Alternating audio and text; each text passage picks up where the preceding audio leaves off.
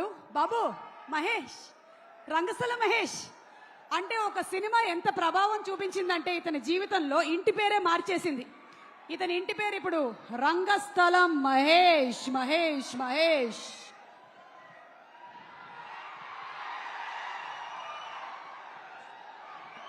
అందరికీ నమస్తే అండి. చరణ్ ఫ్యాన్స్ అందరికీ. బేసిక్గా నేను మీట్ అయిపోయా. దైవ సాక్షిగా నేను ఈ సినిమాలో లేను. స్వామినాయుడు గారిని, మన మనోహర్ని, సుబ్బన్నని అడిగి జస్ట్ చరణ్ చూడటానికి వచ్చాను నేను, అంతే. ఈ సినిమాలో లేను. అంటే రంగస్థలం వర్క్ చేసిన తర్వాత 6 ఏళ్ళు అయిపోయింది ఆయన చూసి. నేను కూడా మీతో పాటు చూడడానికి వెయిట్ చేస్తున్నాను, సుమాకతో పాటు. సాయిధరం తేజ్ అన్న ఎలాగో విరూపాక్ష ప్రతిరోజు పండుగ చేశాను, 2 మంచి హిట్. ఇది కూడా చాలా గొప్ప సక్సెస్ అవుద్ది.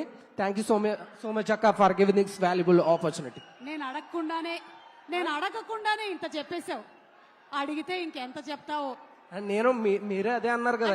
10 years ఆఫ్ సాయి దుర్గా తేజ్, 10 సంవత్సరాలు పూర్తి చేసుకుంటున్నటువంటి సందర్భంలో నువ్వు బెస్ట్ విషెస్ ఎలా చెప్తావు?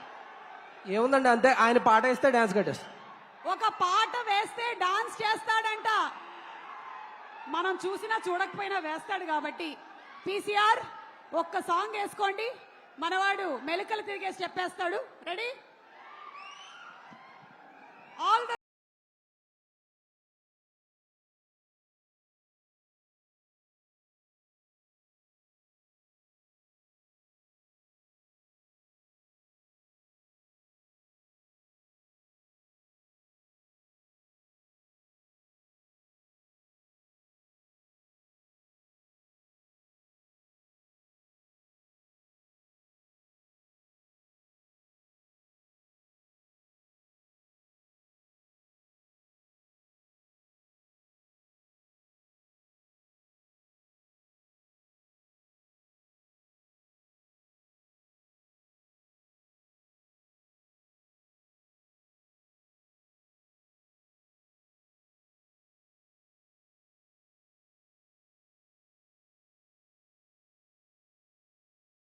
సరే ఇలా ప్రాక్టీస్ చేయమని చెప్పాడు.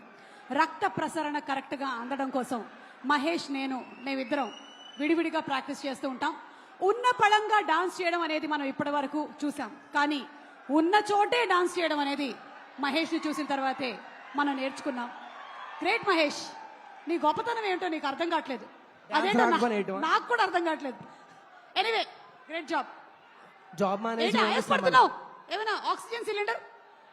ఎనర్జీ అంత వెళ్ళిపోయింది. ఎనర్జీ అదైపోయిందా? సరే, ఇదైపోయే లోపల నువ్వు వెళ్ళి కూర్చో.